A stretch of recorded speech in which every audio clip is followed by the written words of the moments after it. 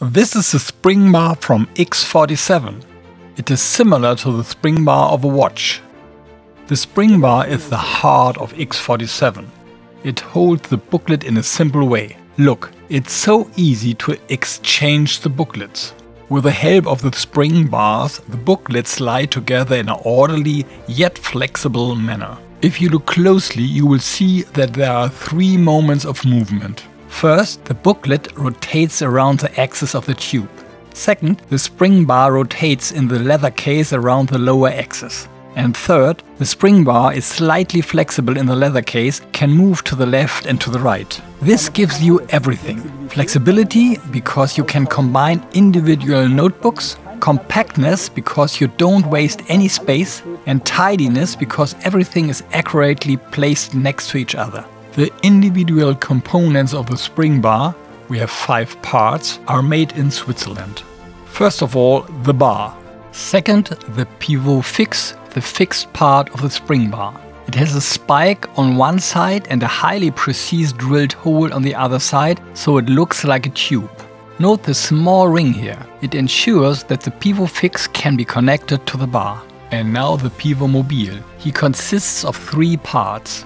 Third, the mini tube. Again you see 2 small rings that are important for the connection.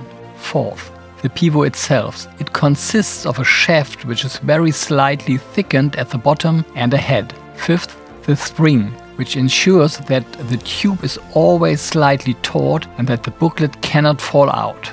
And here's the counterpart. The tube with 2 holes which later hold the pins that hold the booklet. In the end, the booklet should sit exactly in the middle of the spring bar. The tube itself must be under a little bit of tension, not too much and not too little. So how do the individual parts become a whole spring bar? You probably thought that the finished spring bar would simply fall out of a machine. Not at all. The finest manual work is required here. Step 1. Bending the bar. Calmness and precision are required here. If the radius is not right or the length of the overhang is wrong, the pivot fix will not find the right position and you cannot use the spring bar.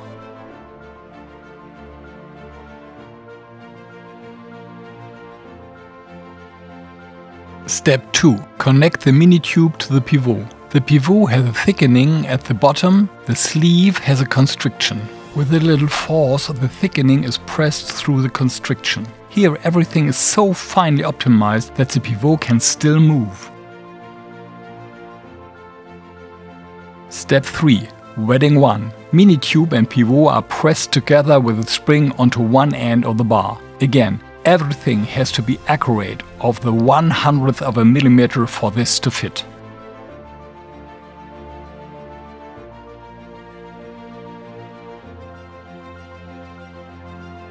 Step 4. Wedding 2. Pivot fix is pressed onto the other end of the bar.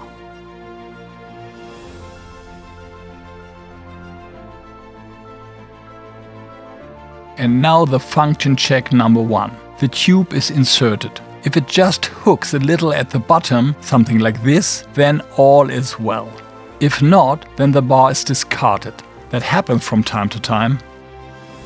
The function check 2 checked whether the sleeves have the correct position. For this, 2 spring bars are turned against each other and compared. So it looks good. So it's always about high precision here, so that everything fits together exactly and the spring bar ends up exactly the way we want it.